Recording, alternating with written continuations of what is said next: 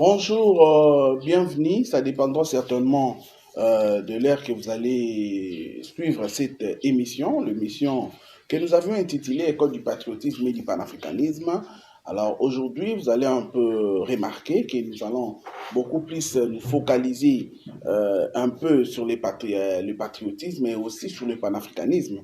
Parce que beaucoup de gens nous disent que vous avez intitulé l'émission École du patriotisme et du panafricanisme, et apparemment, vous parlez beaucoup plus du patriotisme. Bon, c'est tout à fait normal si nous parlons beaucoup plus du patriotisme, parce que nous voulons assez que nous puissions d'abord créer l'essence patriotique dans chaque Congolais, ou soit dans chaque Africain qui est dans son pays. Et ce n'est qu'en créant ce patriotisme-là, c'est ce qui fera en sorte que les habitants de l'Afrique vont se souder, et c'est ce qui va nous amener directement au panafricanisme. Alors aujourd'hui, je voulais parler d'un sujet.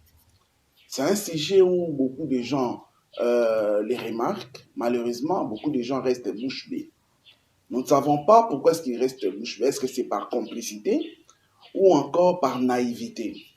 Mais néanmoins, nous avions pris l'engagement, de travailler pour le peuple congolais. Nous avions pris l'engagement de travailler pour les Africains, parce que nous croyons à l'Afrique forte.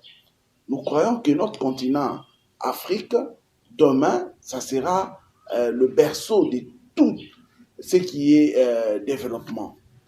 Vouloir ou pas, l'Afrique joue et jouera dans les jours à venir le rôle très très important qui n'est rien d'autre que du développement ou soit de l'avenir du monde entier. Et c'est ce qui fera en sorte que les gens qui marcheront avec l'Afrique, ce sont eux qui vont se retrouver.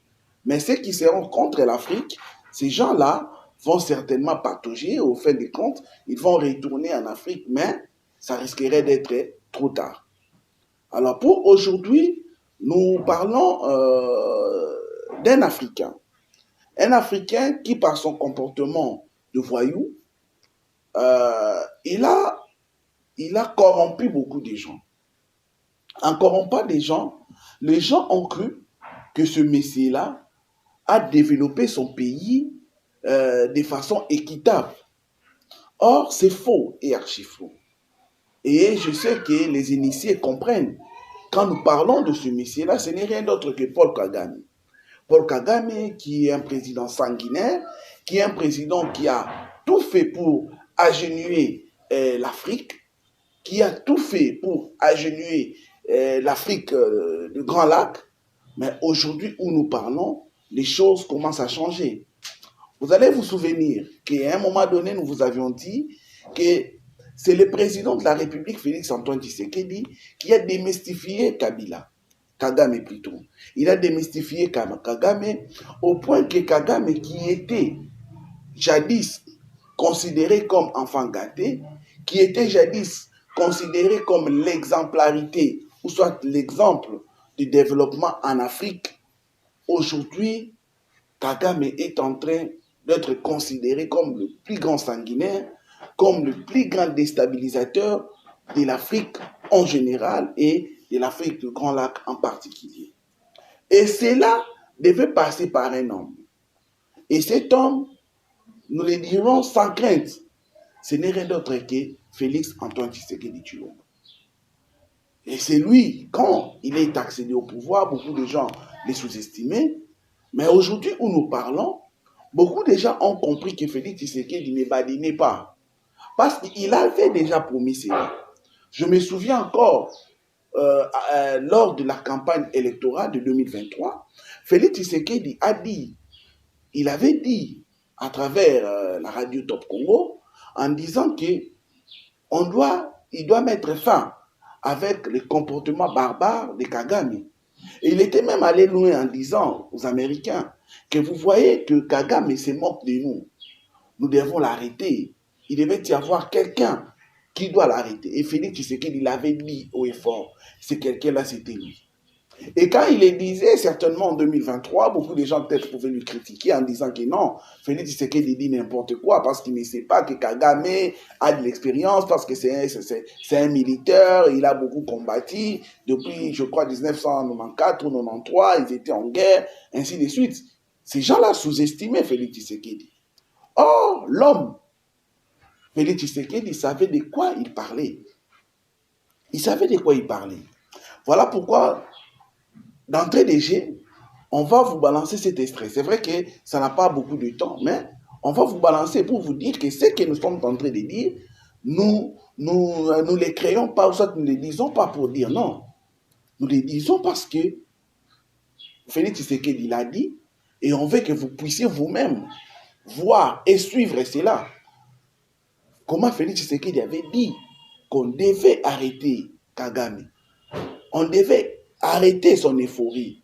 On devait arrêter son comportement criminel, barbare, sanguinaire, qui pensait que les terrains où il devait venir faire des aventures, c'est la République démocratique du Congo.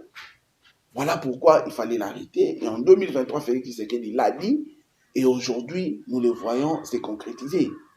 Et voilà pourquoi, des fois, je l'ai dit, que Félix Tshisekedi, des fois, se comporte comme un prophète très mal compris par son peuple. Parce qu'il dit des choses que les gens aujourd'hui peuvent critiquer, mais aujourd'hui, les gens remarquent que ce qu'il dit, il ne les dit pas par sentiment, il les dit réellement. Voilà pourquoi, prenez un peu, écoutez un peu cet extrait, soit cet extrait, nous revenons juste pour continuer nos analyses par rapport à ce sujet. Maintenant, ça suffit. Et j'ai dit aux Américains, ce que je vous ai dit, ce que j'ai dit devant le peuple à Tchangou, je l'avais dit précédemment, par respect pour les Américains. J'ai dit, voilà, vous voyez que Kagame se moque de nous, je vous l'avais dit. Il se moque de nous. Maintenant, il faut qu'il y ait quelqu'un qui se lève pour l'arrêter, et moi, je suis ce quelqu'un-là. C'est pour ça que je dis, je le redis ici. C'est pas une blague. Je crois que vous avez suivi vous-même. Comment est-ce que Félix Tshisekedi l'a dit? Et quand il disait cela, en 2023, lors des élections, soit de la campagne électorale, qui pouvait s'attendre, soit qui pouvait accepter que ce que Félix Tshisekedi est en train de dire, il va les réaliser. Mais vous allez vous rendre compte quoi? Les Congolais de très mauvaise qualité se sont focalisés à de ce qu'il avait dit à la moindre escarmouche. Là, les gens ont relayé cela. Mais pour ce qu'il avait dit, que quelqu'un doit arrêter Kagame, là, les gens n'ont rien dit. Ils sont restés bouche bée. Voilà pourquoi ce que je dis, quand Kagame fait des mauvaises choses, quand Kagame tue plus en République démocratique du Congo, sous l'œil impuissant de la communauté internationale, sous l'œil impuissant des Africains, sous l'œil impuissant des Congolais, des fois, nos frères congolais se comportent comme des traîtres, comme des complices. Et c'est quelque chose que nous ne devons pas applaudir. Voilà pourquoi le président de la République avait dit cela, on avait sous-estimé cela, mais aujourd'hui, nous parlons, regardez, il y a des signaux. Il y a des signaux, chers frères et sœurs. Voilà pourquoi je vous demanderai, vous qui nous suivez, vous qui, pour la première fois, vous suivez cette émission, École du patriotisme et du panafricanisme, vous qui, pour la première fois, vous êtes tombés sur cette chaîne, Maïlira de TV, une chaîne où nous parlons sur l'éveil patriotique et le changement de mentalité des Congolais et des Africains. Cette émission où nous entrons même dans les détails de beaucoup de sujets. C'est vrai que c'est une émission spécifique qui a sa propre manière, sa propre façon d'être, et nous ne voulons pas faire du copier-coller avec les autres, mais nous avions voulu faire des choses à notre manière. Et je vous prie, vous qui nous suivez pour la première fois, de vous abonner sur notre chaîne Maïlira TV, d'activer la cloche des notifications, afin que vous ne puissiez pas manquer les différentes émissions que nous mettons à votre disposition. Nous vous prions de commenter, de partager, de liker notre mission, de commenter. Et nous vous prions, vous, qui nous suivez, de nous encourager. Voilà pourquoi nous encourageons un compatriote de quelque part. Bon, nous ne voulons pas citer son nom, à moins que s'il nous autorisait cela. De quelque part, qui nous a appelés à partir de la France, il nous a appelés en nous encourageant. Et ça, c'est ça. Ça, c'est ce que nous voulons. Il a donné ses analyses, il a apprécié l'émission que nous avions partagée avec vous, où nous avions parlé comment est-ce que Denis Mukwege a rejoint Félix Tshisekedi. Il était très content. Il s'est même posé des questions. Est-ce qu'avec tout ce que vous faites là, il n'y a pas les gens qui sont derrière vous? Je lui ai posé la question comme qui, par exemple? Non. Le ministre, des gens qui sont dans le gouvernement, je lui ai dit non. Nous les faisons en tant que patriotes. Il a dit non, mais il faut avoir des gens qui doivent vous accompagner. Nous avions dit oui, non, nous sommes prêts pour les accueillir, mais nous ne pouvons pas aller les chercher parce que nous, notre objectif, quand nous les faisons d'abord sur le devoir patriotique. C'est l'amour de notre pays, la République démocratique du Congo, qui nous pousse à faire cela. Et nous ne les faisons pas parce que nous voulons chercher X, Y chose, non. Mais nous les faisons parce que nous croyons que nous n'avons qu'un seul pays. Et ces pays-là, c'est ces pays que Dieu nous a donnés, c'est la République démocratique du Congo. Voilà pourquoi nous sommes en train de faire ce grand travail. Il était vraiment content, il nous a encouragés et ça nous va droit au cœur. Nous lui remercions beaucoup. Et nous vous prions, vous autres aussi qui nous suivez pour la première fois. Notre numéro est toujours là. Écrivez-nous, appelez-nous. Nous sommes toujours disponibles pour vous écouter et chercher à nous amender. Car nous avions toujours dit que nous n'avons pas le monopole des connaissances. Nous sommes des êtres humains. Là où nous pouvons nous arrêter, certainement, il y a des gens qui peuvent nous ajouter en plus. Et surtout pour l'amour de notre pays, pour l'amour de notre continent qui est l'Afrique, nous sommes prêts à accepter des amendements afin que nous puissions aller de l'avant.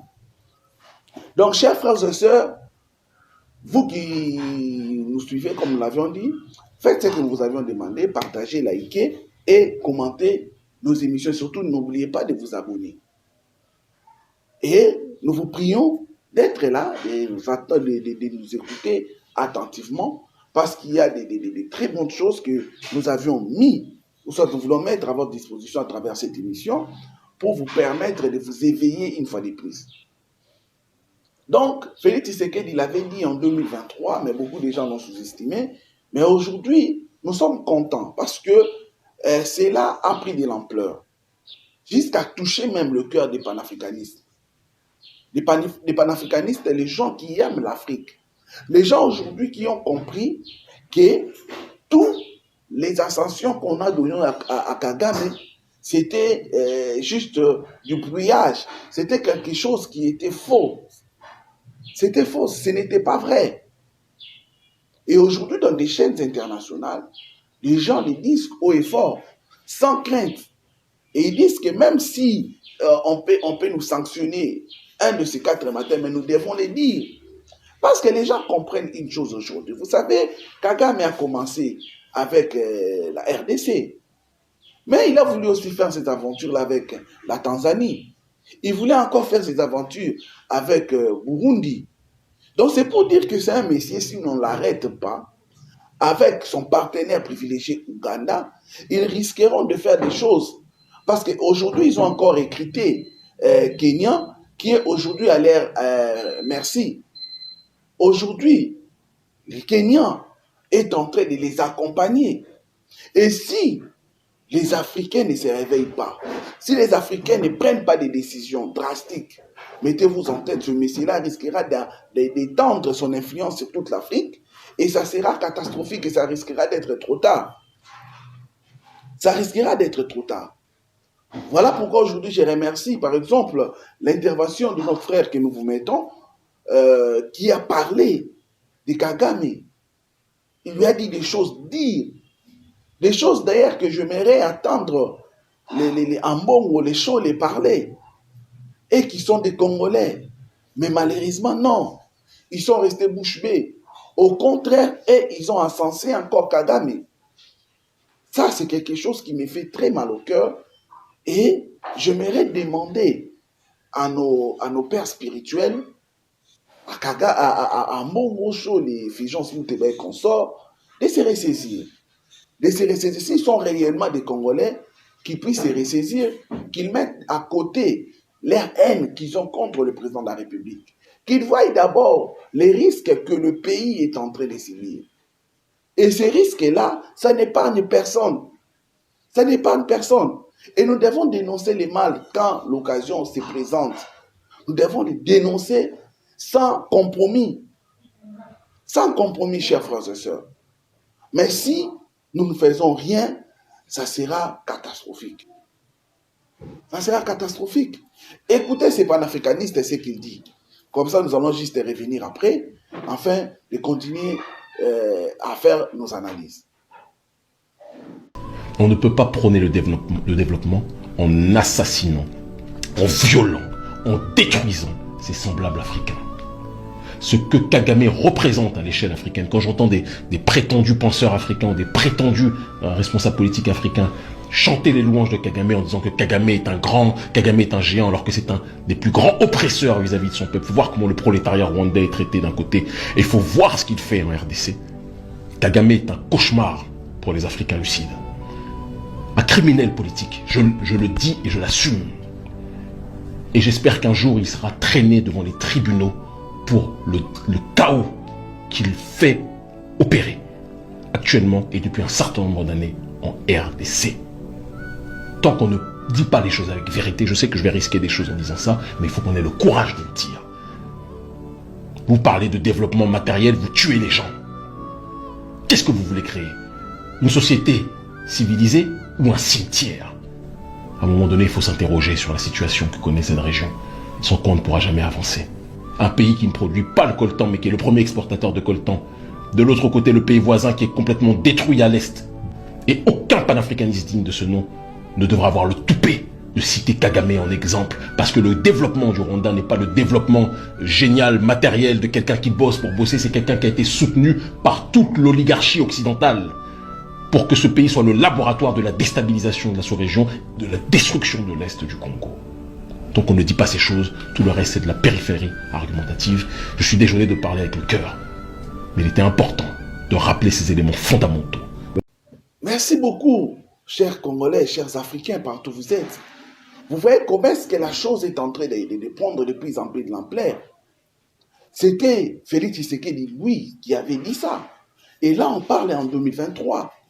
Mais regardez aujourd'hui, les Africains sont en train de prendre cet allure.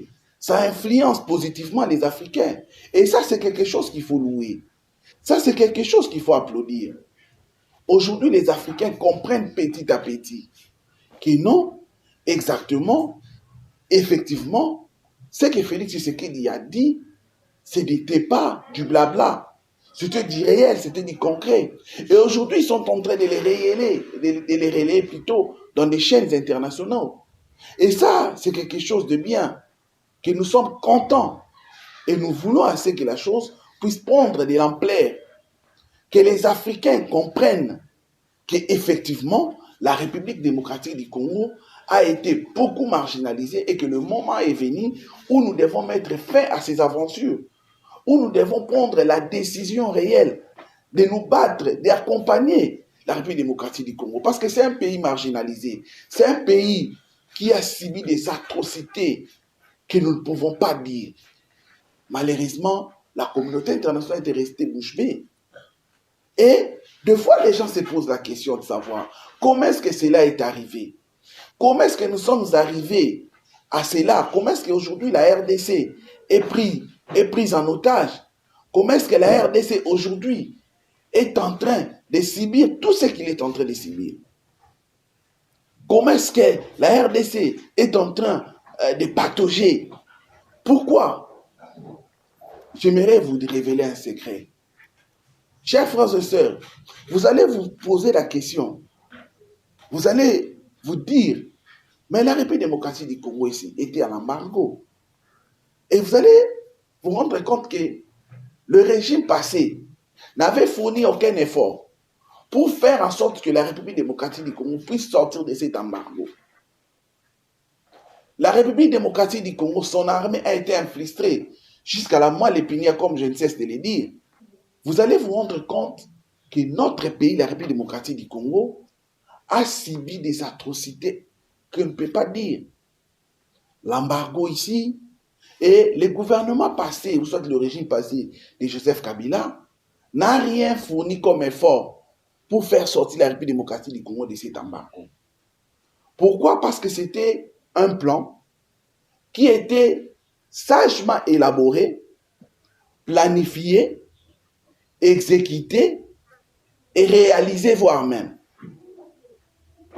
Pourquoi? Parce qu'ils voulaient que la République démocratique du Congo, que son armée puisse être faible, et ils ont tout fait pour tuer pour neutraliser, pour mettre à côté tous les hommes forts de l'armée de la République démocratique du Congo, tout simplement parce qu'il ne voulait pas que ces pays puissent se relever.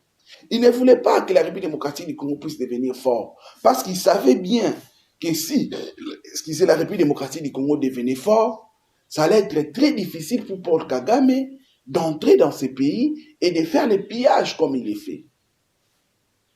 De faire les pillages comme il les fait. Chers frères et sœurs, il y a des vidéos, il y a des images. Il y a des images qui montrent clairement que c'était réellement quelque chose qui était préparé pour saboter la République démocratique du Congo. Les images existent, chers frères et sœurs. Donc, aujourd'hui, avec toutes ces images, on ne peut pas s'opposer. On ne peut pas dire que c'est faux. Aujourd'hui, nous avions compris que la République démocratique du Congo a été vraiment, chers frères et sœurs, infiltrée. Ça a été infiltré à partir des institutions de la République démocratique du Congo pour neutraliser, pour faire en sorte que ces pays ne puissent pas aller de l'avant. Ils savaient bien que l'armée de la République démocratique du Congo allait être faible. Et ils l'ont fait sciemment. Ils l'ont fait sciemment. Ils ont attaqué d'abord côté sécurité, côté économique, afin que Kagame puisse avoir le privilège de faire ce qu'il veut en République démocratique du Congo. Ils ont refusé de construire ces pays, de reconstruire, de faire des routes pour désenclaver les territoires et les sites, les cités, pour que là où il y a enclavement, que le gouvernement ne puisse pas avoir la même mise, pour faciliter à Paul Kagame d'entrer dans ces pays et de piller les ressources de la République démocratique du Congo. Vous allez vous souvenir, avec l'extrait que nous vous avions mis de notre frère panafricaniste, il a dit clairement que comment expliquer les Rwandais pouvaient être premiers producteurs de coltan alors qu'ils n'en avaient pas sous son sous-sol. Voyez les genres de gens que nous voulons. Voyez les genres des Africains que nous cherchons. Nous voulons que les Congolais, les Africains puissent se réveiller, qu'ils puissent dire non à ces aventures, qu'ils puissent se donner corps et âme, qu'ils puissent dénoncer les mal, qu'ils puissent te dire haut et fort. Parce que la paix, nous aurons paix jusqu'où, chers frères et sœurs? Nous aurons paix jusqu'où? Ce n'est pas une bonne chose. Voilà pourquoi nous devons dénoncer. Voilà pourquoi nous devons les dire haut et fort. Voilà pourquoi nous ne devons pas aller de gauche à droite. Non. Non, chers frères et sœurs. On ne peut pas aller de gauche à droite. Nous devons dire les mal tel que ça est pour que les gens voient qu'est-ce qu'ils doivent faire. Voilà pourquoi, avec tout ce qui a été comploté en République démocratique du Congo, comme beaucoup des images les prouvent, que réellement, la République démocratique du Congo, on a tout fait pour les saboter. On a tout fait pour rendre la République démocratique du Congo faible. Faible devant n'importe quel pays, en particulier le Rwanda. Voilà pourquoi, lors du régime passé, quand Kabila était en la tête de ce pays, il y avait beaucoup d'aventures, beaucoup de comédies qui se sont organisées dans ces pays. Entre autres, vous allez vous rendre compte, il y avait des rébellions qu'on créait, entre autres la CNDP, RCD et consorts, ont créé ces rébellions pour, à un moment donné, créer une paix fantaisiste, une paix sentimentale, une paix complice. Et qu'est-ce qu'ils faisaient? Ils organisaient des dialogues entre guillemets et au finish, ils faisaient maintenant en sorte qu'on puisse inclure ces militaires-là à la FARDC. Ce qu'ils ont appelé leur fameux mixage et brassage. Or, c'était une façon pour Paul Kagame d'avoir ces éléments dans la FARDC. C'était ça son objectif principal. infiltrer les FARDC, infiltrer les services de sécurité, pour que, même s'il crée sa rébellion, en cherchant à congoliser cela, il sait qu'il n'aura pas de résistance. Il sait qu'il aura la facilité d'entrer en République démocratique du Congo.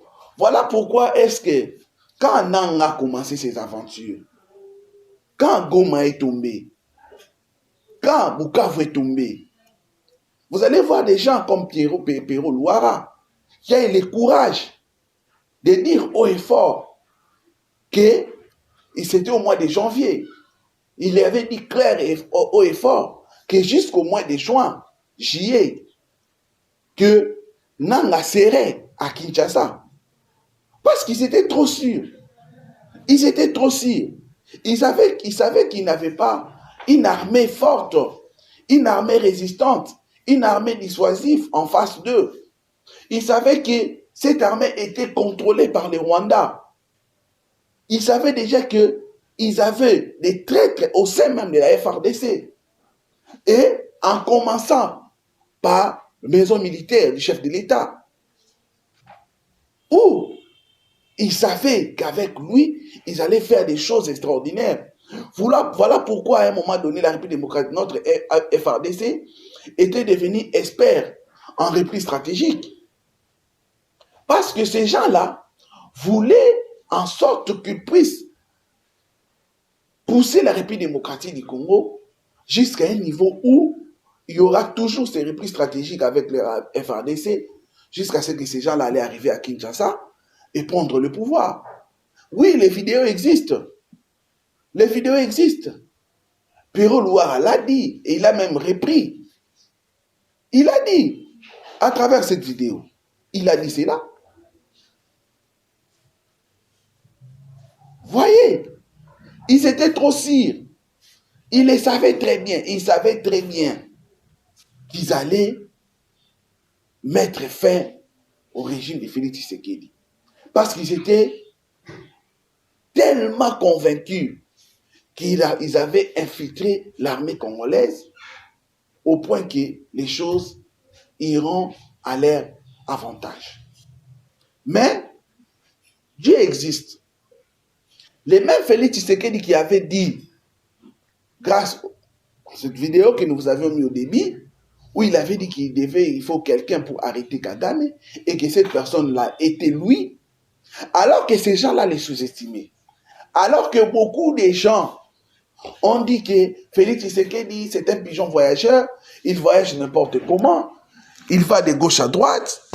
Or, ces derniers-là ne savaient pas que le voyage de Félix Tshisekedi, ce n'était pas en vain. Ils savaient que Paul Kagame avait la bénédiction, je vous dis bien, il avait la bénédiction du comité international, la communauté internationale, il avait cette bénédiction.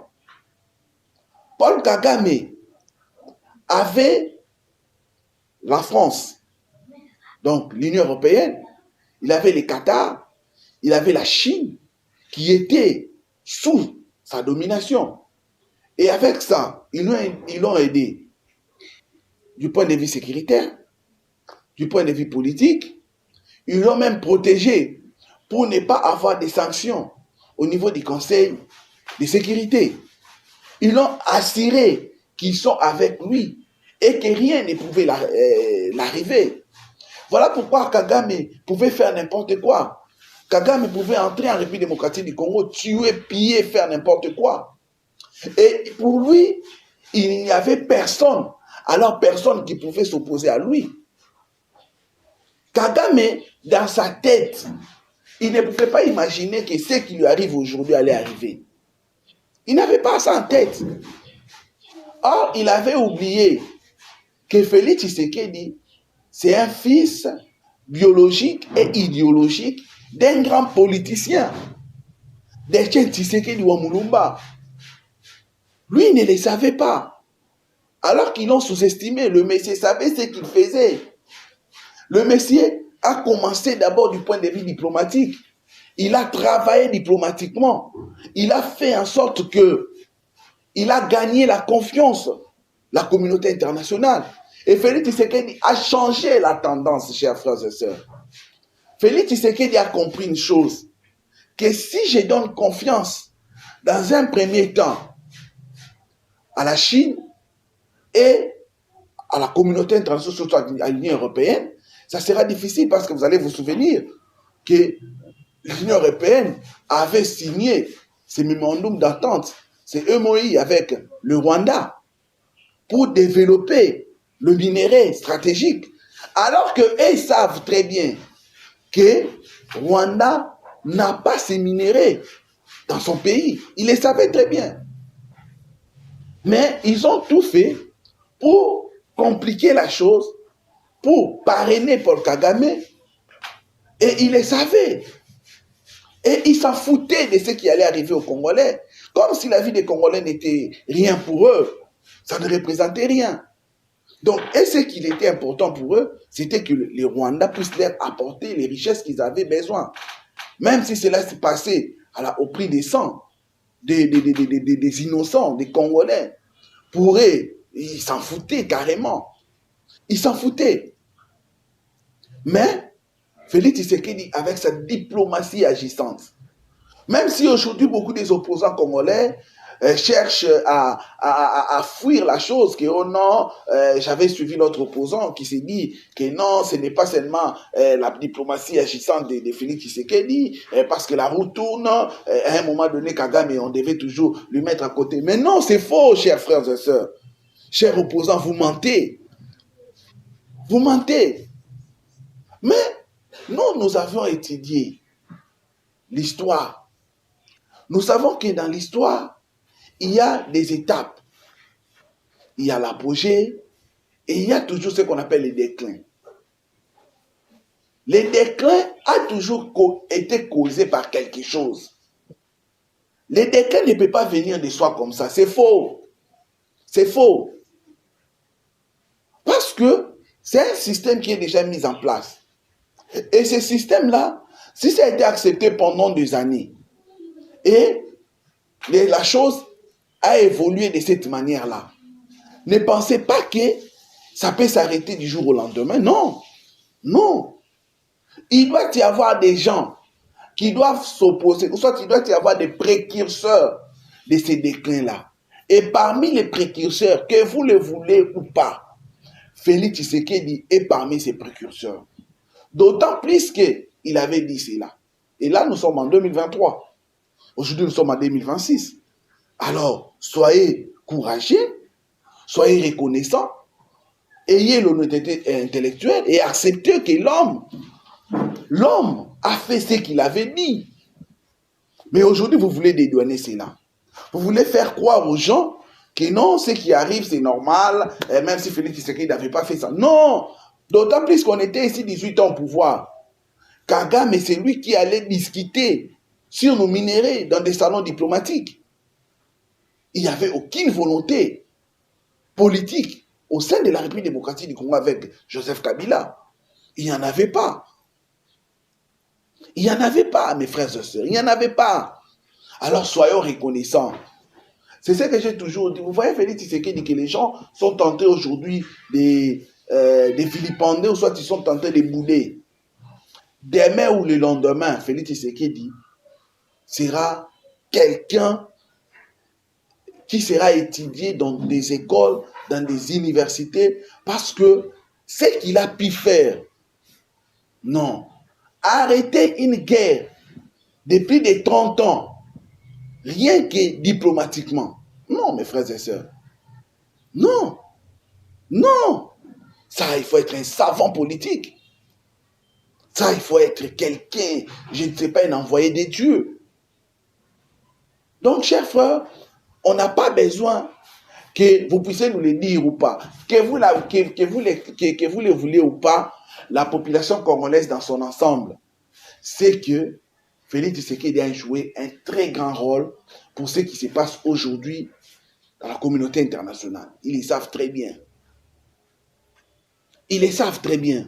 Et aujourd'hui, ce n'est pas seulement les Congolais, même les Africains, même la communauté internationale. Et quand Kagame travaille avec l'Union européenne, le Qatar et la Chine, Félix Tshisekedi est entré. Politiquement, lui, il est allé vers les Américains pour leur dire les ABC de ce que Kagame est en train de faire.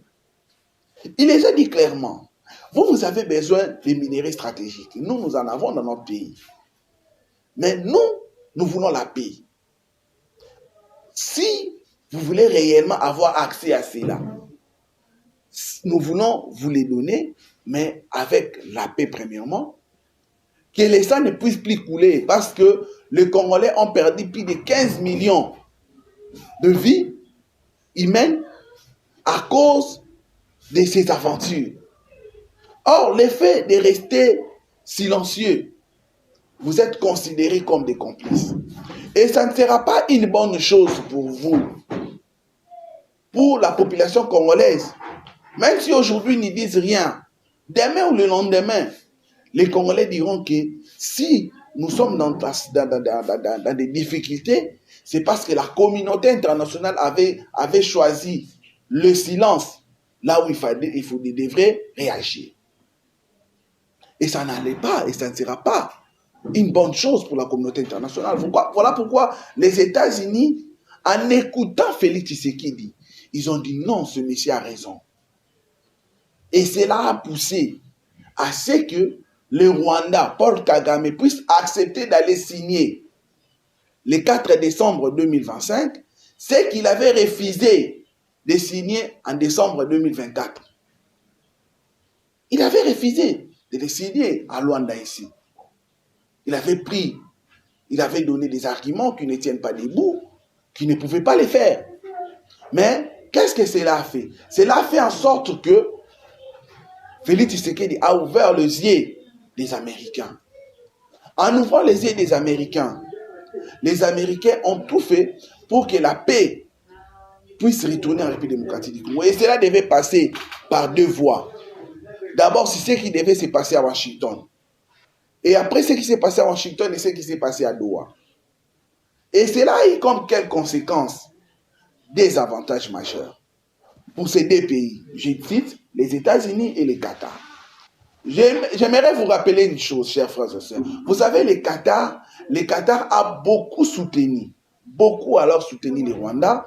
Le Rwanda, que ce soit Rwandais, que ce soit tout ce que vous êtes en train de remarquer, au Rwanda, le Qatar avait beaucoup investi. Alors, beaucoup investi au Rwanda. Il avait beaucoup investi au Rwanda. Et cela fait en sorte que, des fois, le Qatar avait beaucoup de difficultés de s'opposer à ce qui s'est passé au Rwanda. Parce qu'ils avaient leur intérêt au Rwanda. Et ces intérêts-là faisaient en sorte qu'ils avaient peur. Si ils combattent les Rwandais, ils risqueront de perdre leurs avantages. Voilà pourquoi des fois, ils étaient à côté du Qatar. Le Qatar était à côté du Rwanda. Voilà pourquoi l'Union européenne était à côté du Rwanda. Voilà pourquoi les Américains savaient qu'il y a beaucoup des investisseurs, beaucoup de multinationales américains qui avaient des entreprises au Rwanda. Et dans un premier temps, ils se disaient non, si nous nous opposons au Rwanda, on va beaucoup perdre.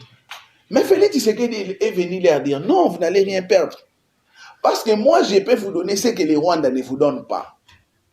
Aujourd'hui où nous parlons, le monde entier sait que nous avons beaucoup de réserves de coltan, beaucoup de réserves de coltan, beaucoup de réserves de lithium, beaucoup de réserves de cuivre.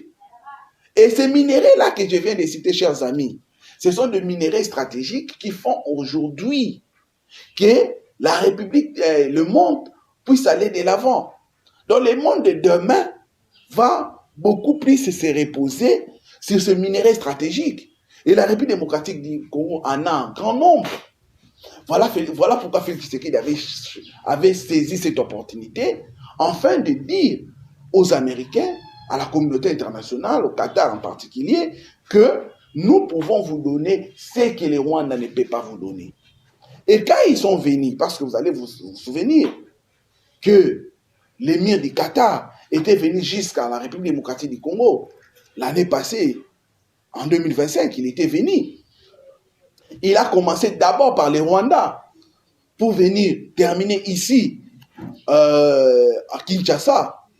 Et qu'est-ce qui s'est passé? Quand il est allé au Rwanda, c'était pour palper du doigt, pour voir réellement quelles sont les richesses que les Rwandais disent qu'ils en ont. Au lieu que Paul Kagame puisse lui montrer des coltans, pour lui montrer les cobaltes, non. Paul Kagame est allé lui montrer le veau. Il est parti lui montrer des vaches. Et cela a fait qu'après cela, la République démocratique, l'émir du Qatar est venu en République démocratique du Congo. Et Félix Tshisekedi lui a fait sortir la carte, le minerai de la République démocratique du Congo. Et l'émir du Qatar a compris qu'en commençant d'abord par rapport à la population, la République démocratique du Congo dépasse de très loin les Rwandais à la population. Donc cela veut dire que la République démocratique du Congo, du point de vue client, ou soit du point de vue consommateur, la République démocratique du Congo dépasse les Rwandais.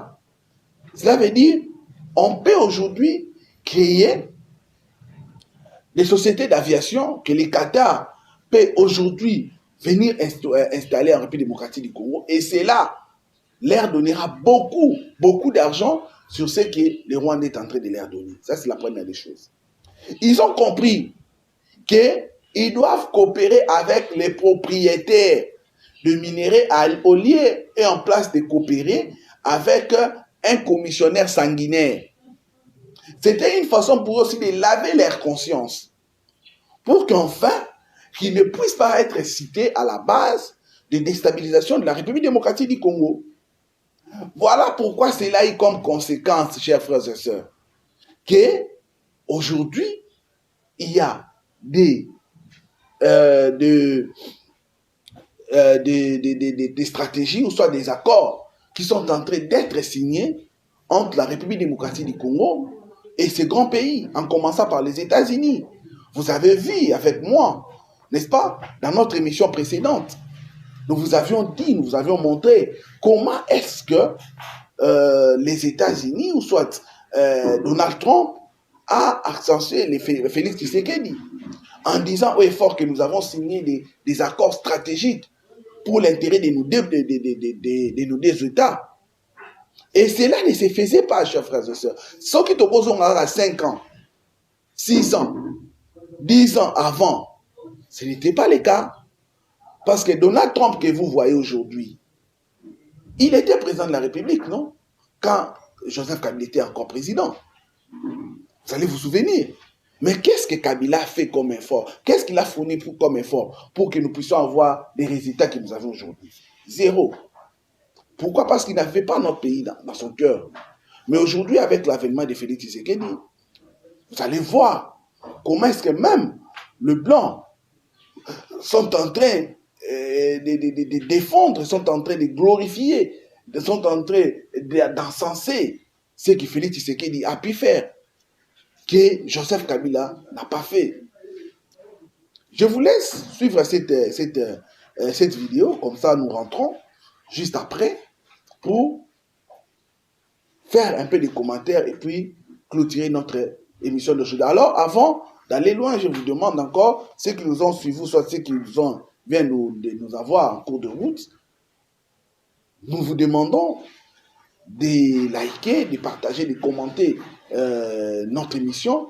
Et vous qui ne vous êtes pas encore abonnés, abonnez-vous pour nous permettre d'aller de l'avant. C'est une façon pour vous de nous soutenir pour que cette émission puisse continuer toujours à œuvrer. Alors, suivons cet élément, revenons juste après pour conclure.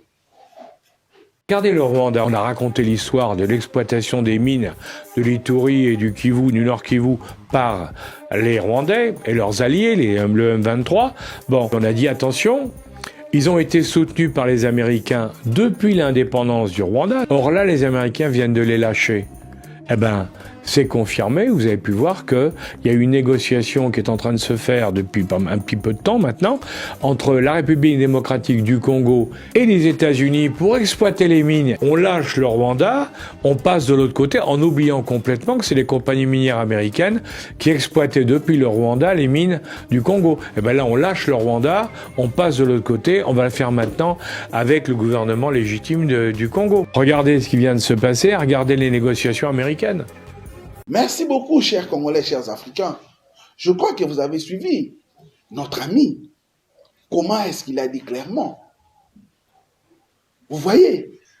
Et ça, c'est Félix Tshisekedi, que vous le voulez ou pas. Regardez là où nous venons. Regardez là où nous sommes. Il avait promis cela en 2023 et aujourd'hui, nous le voyons se matérialiser. Alors, au lieu d'être reconnaissant, au lieu d'aller à gauche, à droite, non, reconnaissons. Reconnaissons que ce monsieur joue un rôle très, très important. Reconnaissons cela. Chers Congolais, nous avons intérêt à protéger cet homme. Nous avons intérêt à le soutenir. Parce que c'est un être humain. À un moment donné, vous ne savez pas combien des attaques il a. Et surtout, comme il a tout fait pour déboulonner d'abord les systèmes Kabila, qui jusqu'à aujourd'hui, ils ont encore les racines. Comment est-ce qu'il a beaucoup souffert pour s'attaquer à Kagame? Kagame qui contrôlait la République démocratique du Congo à partir de Kigali. Mais Félix Tshisekedi a promis qu'il devait mettre fin à cela. Aujourd'hui, il est en train de le faire. Alors, des fois, il faut tout un sentiment à côté. Nous devons nous dire oui. Étant donné que nous sommes Congolais, nous devons soutenir ce monsieur par rapport aux idées, par rapport aux décisions, par rapport à tout ce qu'il est en train de faire pour notre pays. Parce que ce pays est en train de sortir du gouffre infernal au Tozalaki. Voilà pourquoi quand Félix Tshisekedi avait dit au début que Mokao ese kufa kala.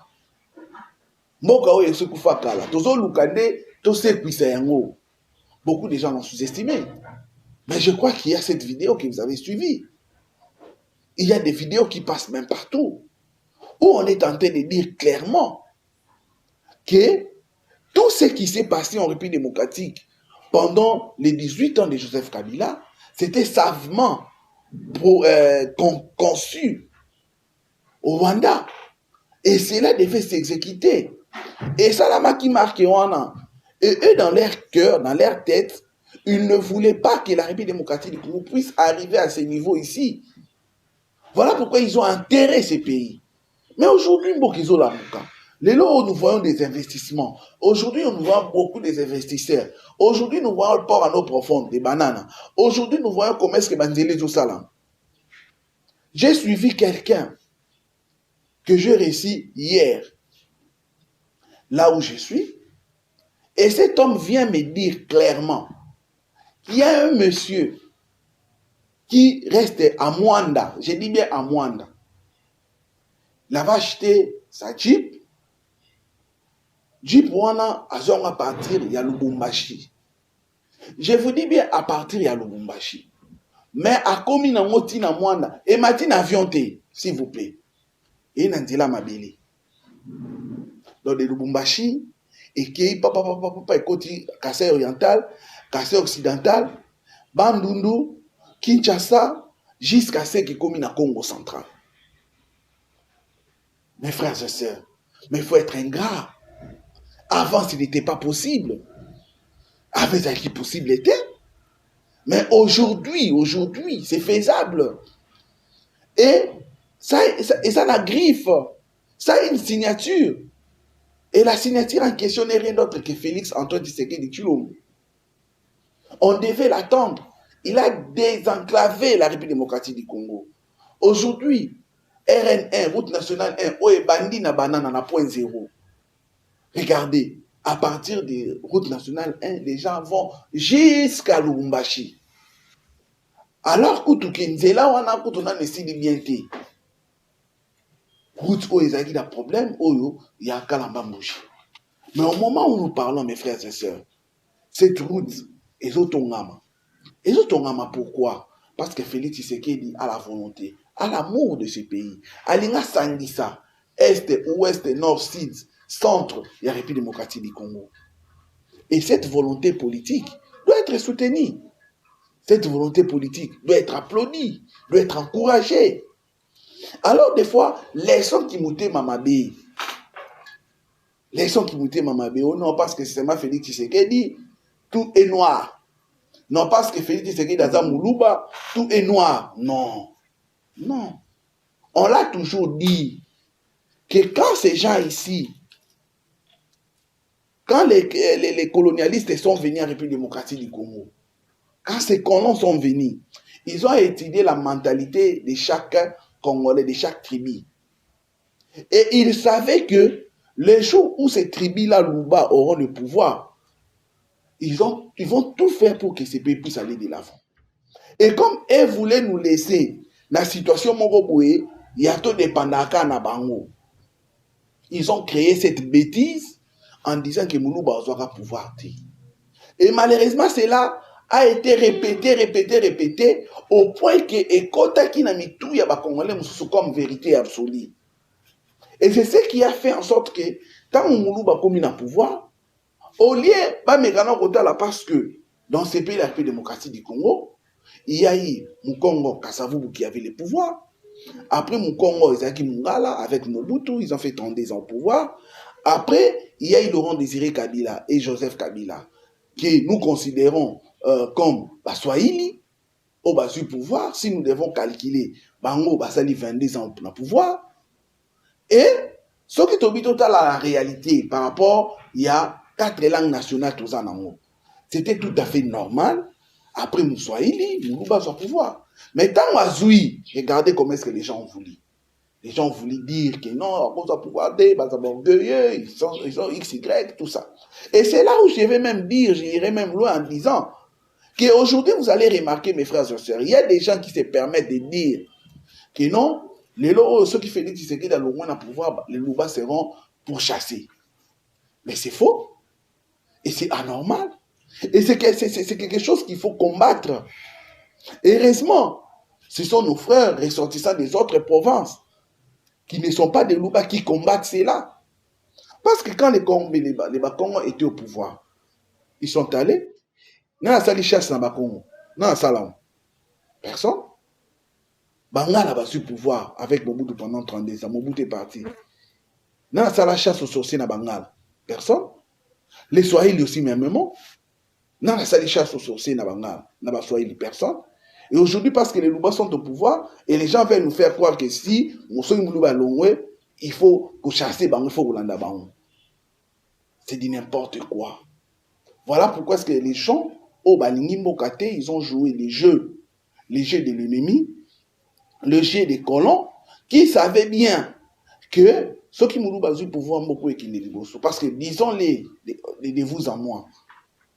Quand Félix Tshisekedi est devenu pouvoir, est devenu président de la République, quand il a eu pouvoir, imaginez-vous ce qu'il est en train de faire. Ça a été fait dans ma prédécesseur. Non.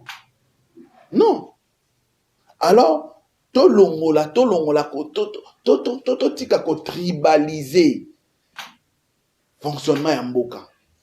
Voyons la personne, voyons les idéaux qu'il a, voyons la détermination qu'il a pour que ensemble Tosimbaye, Moganabiso et Kendedigoso. Ce n'est pas impossible, c'est possible.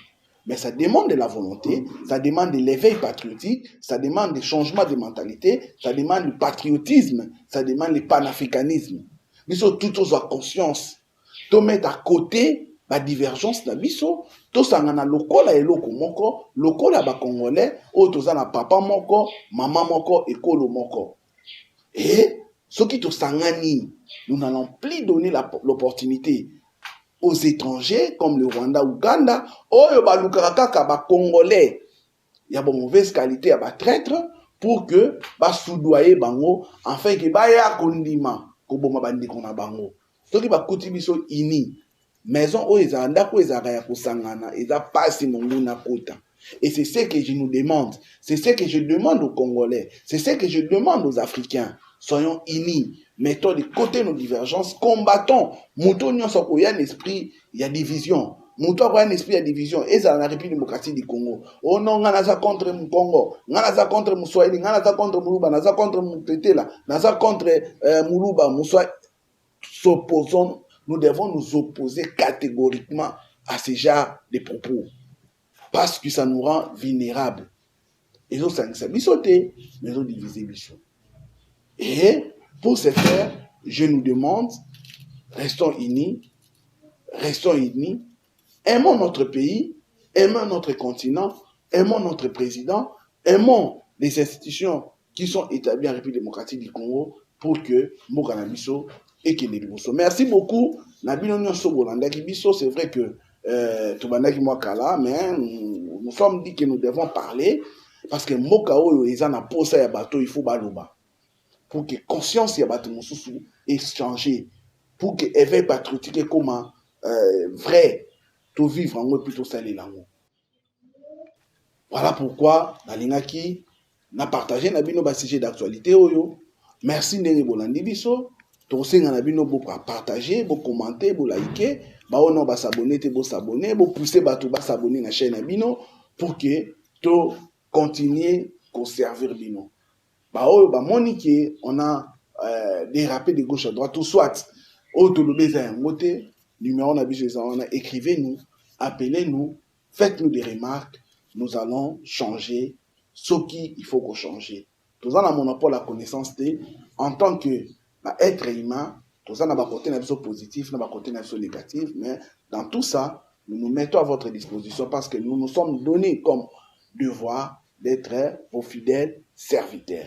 Merci beaucoup à l'ingénieur Richard Mbo qui était derrière les caméras, lui qui nous a permis de vous arriver. Nous lui remercions énormément. Zamba Pambola et la famille pour nous salam nene bazo sala la chaîne Abisso Maïrad TV. Nous croyons que les fruits Ekoya, c'est vrai que les débuts a toujours été difficiles, mais les gens qui veulent soutenir la chaîne Maïrad TV, qui veulent soutenir l'émission École du patriotisme et du panafricanisme, écrivez-nous, notre numéro est là, votre soutien sera la bienvenue et Torobo Sana Binoté. Que Dieu bénisse l'Afrique, que Dieu bénisse la République démocratique du Congo, que Dieu bénisse ses dirigeants, que Dieu bénisse son peuple. Nous avions dit, nous vous remercions, à très bientôt, au revoir, bye.